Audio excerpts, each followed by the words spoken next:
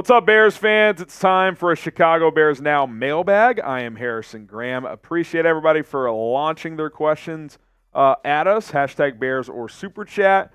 The only two ways to get your questions on the show is by using hashtag Bears or Super Chat here on the channel. We got Orange Cassidy kicking us off. Does Caleb break 4,000 yards this year?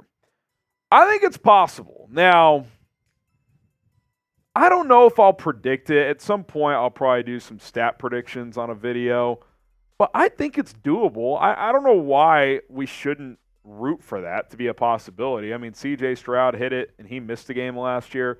Herbert hit it his rookie year. Andrew Luck several years ago threw for 4,300 his rookie year. I think it's doable, especially if he plays all 17 games. He's got to hit at least 3,500. We got to hit at least 3,500 here. Passing, by the way. But I think 4K is in reach. I really do. Johnny Drama.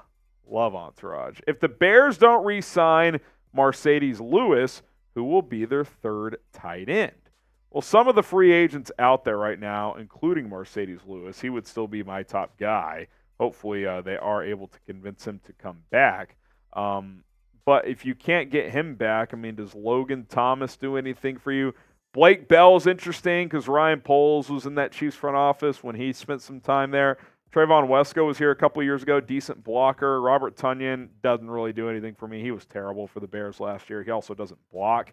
And I think that's a key here. You need a blocking third tight end. Logan Thomas, not a great blocker. Blake Bell, decent blocker. Trayvon Wesco, decent blocker. So maybe you go in that direction if Lewis doesn't come back. But I'm still hopeful. He signed in August last year.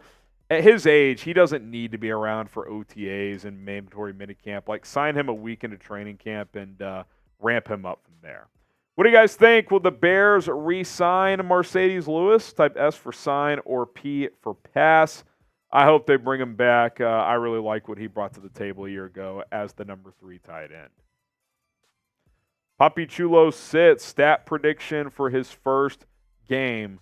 Well, I'm filming this live on Tuesday, so as of now, I don't know the opponent. Depending on when you guys are watching, you guys might know it. How about 262 yards passing, 23 for 34, 2 touchdowns, 1 pick, 31 yards rushing. How about that? Very specific. Brotherhood. Does the Bears-Panthers trade becomes the biggest fleecing in NFL history? It does if Caleb Williams is awesome. I mean, it's already kind of a fleece, but if Caleb Williams becomes a stud, let me ask you this. Right now, if the Panthers could, redo that trade and just get everything back and send the Bears the number 1 pick from last year, I think they would do it and then send about 4 more picks. Seriously. I don't even think it's close.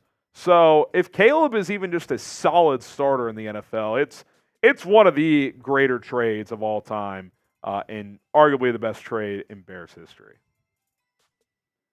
Ben Mueller, appreciate the super chats, guys. Justin Fields failed himself if the Foles thing is true. Yeah, look, I've stayed away from that for the most part. Tyler Dunn does a nice job, Go Long Football. He got some reporting on that. I just don't know what's fully true, what isn't. Is it possible that Justin Fields' rookie year, he had a bit of an ego and, didn't take the advice of Foles and Dalton? I know him. Here's the thing. Him and Dalton still text to this day. Fields talked about that last year. Now, I don't know. I don't know what's true. I think that it's possible he was a little immature. I also think that, and the reason I haven't talked about it, I think it's pretty irrelevant. That was 3 years ago, a different regime ago, who got fired the next year. Fields played 2 more years here. This coaching staff and GM loved his character, but he's gone now. I haven't talked about it for those reasons. It's just irrelevant now. It didn't work. Regardless of whatever reasons, the Fields era did not work, and everybody moved on. And I think it's time for Bears fans to move on and be excited about the future. Hit the subscribe button, bear down, and sub for all the latest Bears news, rumors, and more. Offseason coverage. I was thinking the other day, we are closer to preseason football than we are to when the Super Bowl ended. So we're moving along here this offseason. So hit the subscribe button, turn on the notifications. We got you covered. Might Nintendo Master, should the Bears sign another edge or center? I mean, I'd go edge over center. I'm intrigued by Connor Williams if he gets healthy. Good player. He also can play guard, but you need pass rushers. You got Montez Sweat. We're hoping Javon Dexter takes a leap. DeMarcus Walker's a nice role player. He drafted Austin Booker, but he needs some development. You need a veteran defensive end. Whether that's bringing back Ngakoue, going to get Calais Campbell, Emmanuel Ogbah. You need to go get one of those guys in here. Christian traded 2025 second-round pick for Trey Hendrickson. If it's your own, I'd do it. I don't know if I'd trade that Carolina pick. It's going to be a top 35, top 40 pick. But I'd be open to it. This feels more like a midseason trade, though. I think Cincinnati's trying to make a run at it this year. Maybe if they struggle for whatever reason, they would ship out Hendrickson, who requested a trade before the deadline. But I don't think that happens right now. Orange Cassidy, Bears Commanders Week 1 Sunday Night Football, best storyline to start off. Again, filming this on Tuesday. As of now, we don't know the Week 1 opponent. I don't know, man. I got you could go Caleb Daniels Week 1. I wouldn't mind it, but I think you can do better than Bears Commanders. Michael Tiemann, what will be the biggest difference between Getsy and Waldron? Please, less bubble screen games. I do think they will run more screen, or they will run screen game. I think it'll also be more effective. Number one, you got different types of receivers that can do it. You're not going to ask Darnell Mooney to block. And number two, Caleb Williams, his quick game, his release is far superior to Justin Fields. He just gets the ball out so quick. He can just take the snap, sidearm, flick it outside, and every tenth of a second you get it out quicker makes a difference. So, yeah, I mean, you don't want to overkill it there, but I still think they'll do some of that. Excuse me. Antoine, do you believe the Bears are a playoff team? I think they are. I think they have a playoff caliber roster. Unless Caleb Williams stinks as a rookie, I think this team's a playoff team. The strength of schedule isn't crazy difficult, so I think this team will be in the playoffs. What say you, though? Will the Bears make the playoffs? Type Y for yes, or you can type N for no. I think they'll be in the playoffs. I'm not saying it's going to be easy. I'm not saying it's a guarantee, but that's my expectation. I think this is around a 10-ish win team. So Y for yes or N for no.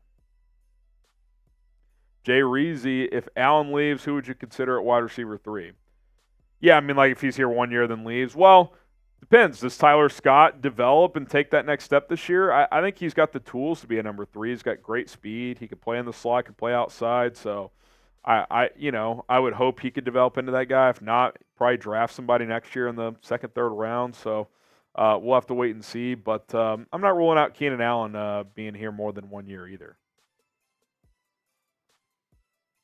Donald, how much of the offense do you think that they are going to limit for Caleb initially? I mean, I think they're going to throw a bunch of information at him and see how much he soaks in early, and it'll be a process, right? I think by week 1, he'll be close to full throttle. Now, he probably won't have this offense mastered until year 2. It's typically how long it takes for a brand new offense, but I think the playbook will be mostly wide open by the time the season gets here. Frosty, what do you think our wide receiver core is 1 to 10? Like how good it is? I mean, I think the trio is, unless Adunze isn't the guy we think he is, he's a rookie, so obviously some projection. But if he's what we think he is, I think you're talking 9+. I really think on paper this is the best trio in the NFL. Some questions about the depth. Is Tyler Scott, can he be more reliable this year? Is Velus Jones going to get you anything? Dante Pettis, Colin Johnson? We'll see. Uncle Fuzzy, what do you think Ian Cunningham's impact has been, and how does it affect the team when he leaves after this year? I think it's been a great impact. I mean, Ryan Poles has said so on numerous occasions. He talked about Ian talking him down from trading up for Rome dudes. They say, hey, let's let the board come to us. Decent chance he gets to 9, and he did.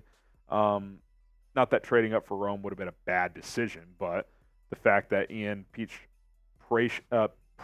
patience, as I tried to say those backwards. I think he's had a huge impact. Poles, I mean, they're best friends too, which really helps.